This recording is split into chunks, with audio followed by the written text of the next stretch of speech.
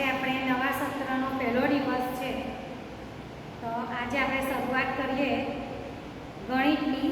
બરાબર છે. હવે તમારું ગણિત આજથી હું જ લઈશ. સમજ પડી? ગણિતના દરેક વિડીયો હું મોકલાવીશ, તમારે સૌએ એને જોવાના છે. બરાબર? તો તમે લોકો હવે 5મા ધોરણમાં આવ્યા. બરાબર? 4થા ધોરણ સુધી તો તમે ગણિતમાં સીધે સાધું ભણતા હતા, તમને આવડતું હતું. હવે 5મા ધોરણથી થોડું અઘરું છે, એટલે તમારે બરાબર ધ્યાન આપવું પડશે. ને સૌથી પહેલાં 1 એકા અને 11 એકા ખાસ કમ્પ્લેટ મોઢે રાખવાના.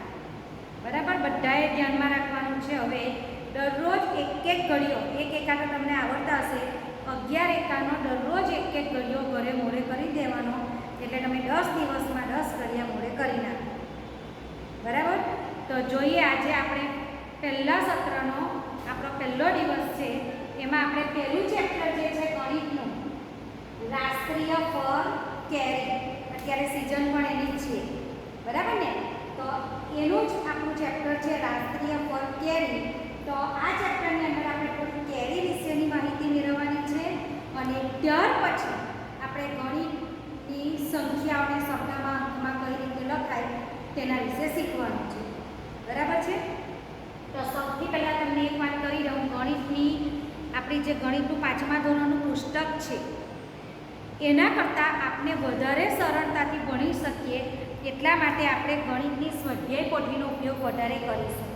એટલે ગણિતની અંદર બધાએ આ ગાલાની સ્વાધ્યાય પોથી જે છે તે ફરજિયાત વસાવવાની છે. બરાબર? જોઈ લેજો.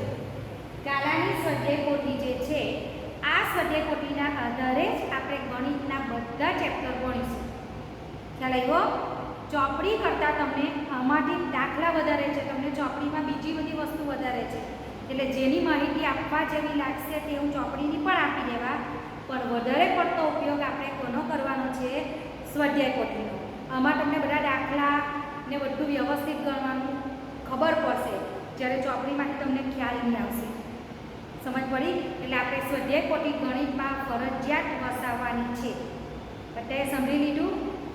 તો જો જુઓ, સૌથી પહેલાં હું તમને થોડી કેરી વિશેની માહિતી આપું. આ ચેપ્ટરમાં આપણે પહેલાં કેરીની માહિતી મેળવી લઈએ, ત્યાર પછી સંખ્યાને અંકોમાં, એટલે તમારે મોટી સંખ્યા આવશે.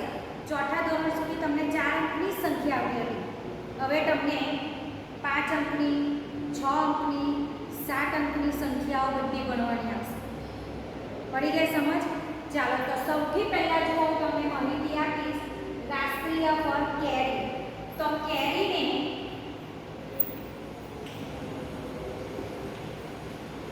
સંસ્કૃત ભાષામાં આંબળ કહેવાય છે. શું કહેવાય છે? આંબળ. ધ્યાન આપજો બરાબર. કેરીને સંસ્કૃત ભાષામાં આંબળ કહેવામાં આવે છે.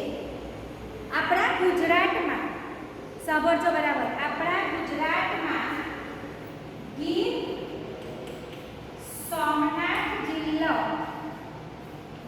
સોમનાથ જિલ્લાનો તાલાળા તાલુકો, બરાબર ધ્યાન આપજો, કયો તાલુકો તે? આપણા ગુજરાતમાં ગીર અને સોમનાથ જિલ્લાનો તાલાળા તાલુકો કેસર કેરીના ઉત્પાદનમાં સૌથી મોખરે છે. કેરી તો તમે ઘણી બધી ખાધી હશે. બરાબર ને? રાજાપુરી, કેસર, લંગડો, આપણે કેટલી બધી કેરીની જાતોની નામ સાંભળીએ છીએ. એમાં સૌથી સારી કેરી તાલાળા ગીર સોમનાથ જિલ્લાના તાલાળા તાલુકામાં કેસર કેરી સૌથી વધુ થાય છે. તો કેસર કેરીના ઉત્પાદનમાં સૌથી આગળ છે તાલાળા તાલુકો. પડી સમજ? ગીર સોમનાથ જિલ્લાનો તાલાળા તાલુકો કેસર કેરીના ઉત્પાદનમાં સૌથી મોખરે છે, એટલે કે ત્યાં સૌથી સારી કેસર કેરી થાય છે. માટે આ તાલાળા તાલુકાને કેસર કેરીની રાજધાની કહેવામાં આવે છે. જુઓ, જ્યાં કેસર કેરી વધારે પાકે છે, તો એવા તાલાળા તાલુકાને કેસર કેરીની રાજધાની કહેવામાં આવે છે.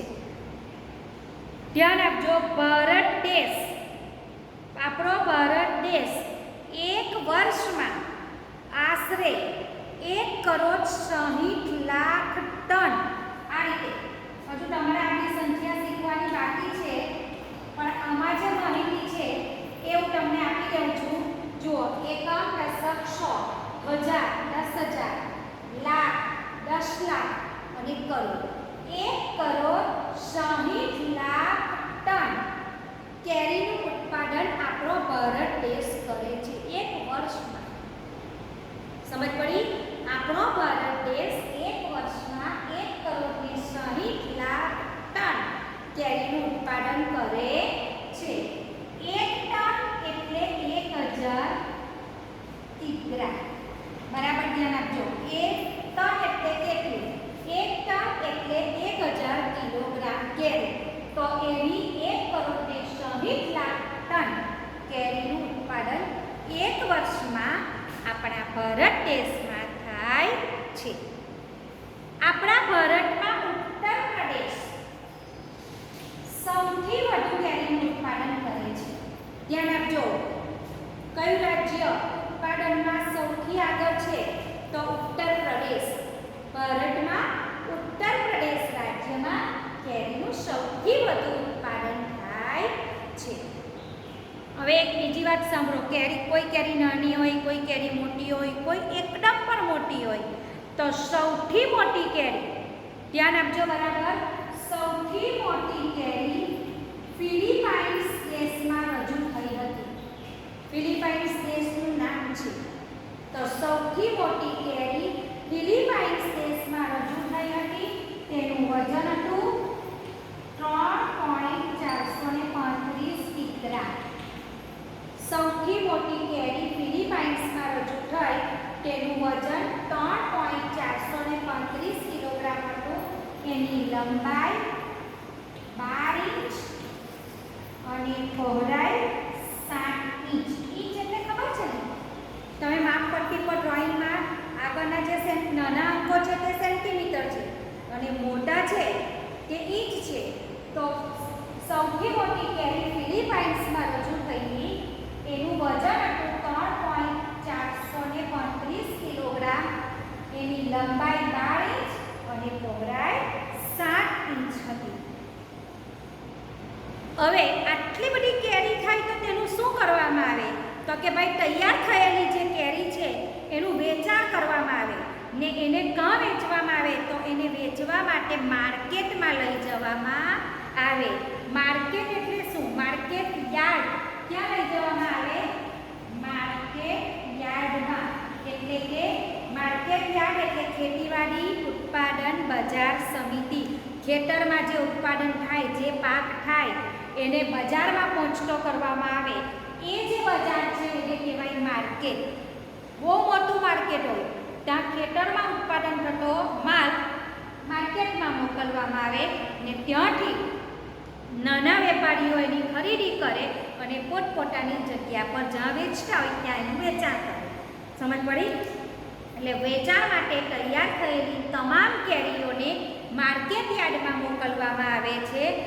એ માર્કેટ યાર્ડ એટલે ખેતીવાડી ઉત્પાદન બજાર સમિતિ. ત્યાં સુધી પહોંચાડવી પડે છે. આજે કેરીનો વ્યવસાય ફક્ત આપણા દેશમાં જ નહીં પણ બીજા દેશો સાથે પણ થઈ ગયો છે. આપણી કેરી બીજા દેશોમાં પણ જાય છે. એટલે આજે કેરીનો વ્યવસાય ફક્ત રાષ્ટ્રીય કક્ષાનો નથી રહ્યો પરંતુ આંતરરાષ્ટ્રીય કક્ષાનો થઈ ગયો છે. એક દેશથી બીજા દેશ સાથે જે વેપાર ચાલે, બે દેશો વચ્ચે જે વેપાર ચાલે એને આંતરરાષ્ટ્રીય. તો આજે કેરીનો વ્યવસાય ફક્ત આપણા દેશ પૂરતો મર્યાદિત નથી. કેરીનો વ્યવસાય રાષ્ટ્રીયની સાથે સાથે આંતરરાષ્ટ્રીય સ્તરે પહોંચી ગયો છે. સમજ પડે છે? એટલે આપણી કેરી વિદેશોમાં પણ જાય છે, બીજા દેશોમાં પણ જાય છે.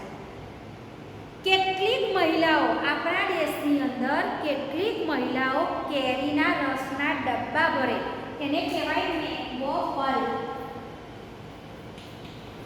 મેંગો પલ્પ બનાવવાનો ઉદ્યોગ કરે છે. કેટલીય બહેનો ભેગી થાય છે, ભેગી થઈને કેરીમાંથી રસ કાઢે છે અને રસ કાઢીને એના ડબ્બાઓ ભરે છે અને એનું વેચાણ કરે છે.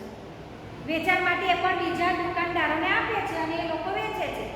પડે છે સમજ? એટલે એ લોકો ગૃહ ઉદ્યોગ કરે છે. કેટલીય બહેનો કેરીમાંથી રસ કરીને એના ડબ્બાઓ ભરીને વેચવાનો ગૃહ ઉદ્યોગ કરે છે. મેંગો પલ્પ કરે છે અને એમાંથી કેટલા રૂપિયાની લોકો કમાણી કરે છે. આ માટે તેઓએ શરૂઆતમાં બધું વસાવવું પડે. સાધનો આ કામ કરવું હોય, આખો ગૃહ ઉદ્યોગ કરવો હોય તો આપણે બધા સાધનો વસાવવા પડે, મશીન વસાવવા પડે, ડબ્બાઓ વસાવવા પડે. તો એ બધી ચીજ વસ્તુઓ એ લોકો ભેગી કરે છે. એક વર્ષ બધું વસાવીએ એટલે આપણે પૈસાનો ખર્ચ થાય. તો એક વખત બધું વસાવી લે ખર્ચ કરીને અને પછી દર વર્ષે આ સાધનોથી એ મેંગો પલ્પ બનાવવાનું કામ કરે, ઉદ્યોગ કરે છે. તો આવો ઉદ્યોગ ઘણી બધી બહેનો ભેગી થઈને કરે છે અને એમાંથી કમાણી કરે છે. કેરીમાંથી જ્યારે રસ કાઢવામાં આવે ત્યારે તમને ખબર આ ઉપરનું કેરીની જે છાલ છે તે નીકળી જાય અને અંદર કેરીની અંદર જે ગોટલો આવે છે એ પણ નીકળી જાય, એટલે એનું વજન ઓછું થઈ જાય.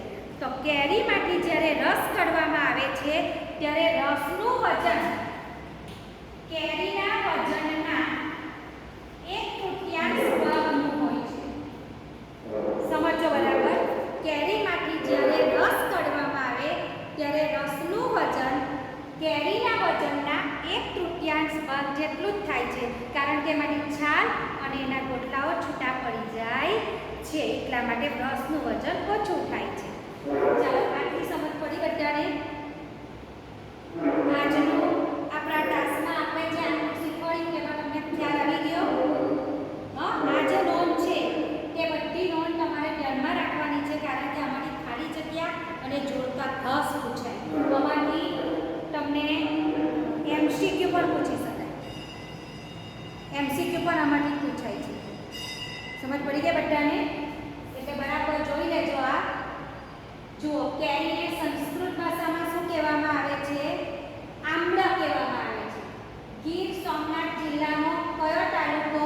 તાલાળા તાલુકો કેસર કેરીની રાજધાની કહેવાય છે. ભારતમાં દર વર્ષે 1,60,00,000 ટન કેરીનું ઉત્પાદન થાય છે. 1 ટન એટલે 1000 કિલોગ્રામ. કેરીનું સૌથી વધુ ઉત્પાદન કરતું રાજ્ય છે ઉત્તર પ્રદેશ. સૌથી મોટી કેરી ફિલિપાઇન્સમાં રજૂ થઈ હતી. એનું વજન 3.435 કિલોગ્રામ, લંબાઈ 12 ઇંચ અને પહોળાઈ 7 ઇંચ. તૈયાર થયેલી કેરીને માર્કેટ યાર્ડમાં મોકલીને એનું વેચાણ કરવામાં આવે છે. કેરીનો વ્યવસાય રાષ્ટ્રીય અને આંતરરાષ્ટ્રીય કક્ષાએ પણ આજે ફેલાઈ ગયો છે. એટલે કે આપણી કેરી વિદેશોમાં પણ જાય છે. કેટલીક બહેનો મેંગો પલ્પ કરીને ગૃહ ઉદ્યોગ ચલાવે છે. જ્યારે કેરીમાંથી રસ કાઢવામાં આવે